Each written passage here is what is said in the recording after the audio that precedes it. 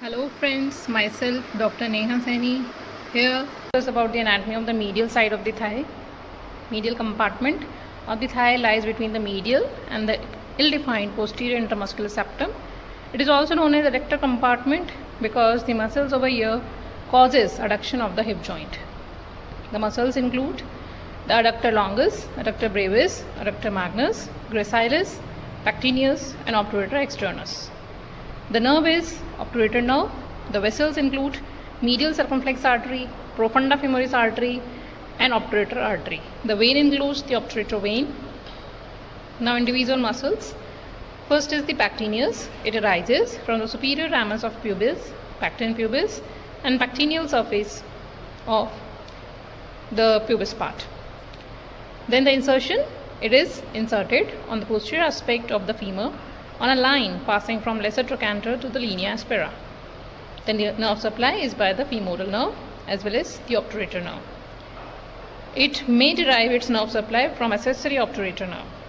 Action is adductor and the flexor of the hip of the thigh at the hip joint. Then the adductor longus. It arises from the front of the body of pubis and inserted on the posterior aspect of middle 1/3 of the femur between the vastus medialis and adductor brevis. The nerve supply is by the anterior division of obturator nerve. Action is adduction, flexion and lateral rotation of the thigh. Then adductor brevis. It arises from the lower part of the body and inferior ramus of pubis, lateral to that of gracilis. Inserted on the posterior part of the femur along a line passes from lateral trochanter to linea aspera and upper part of the linea aspera. This can be shown in the diagram. Nerve supply is by the obturator nerve. Action is the adduction and the flexion of the thigh at the hip joint. It is also a lateral rotator of the thigh.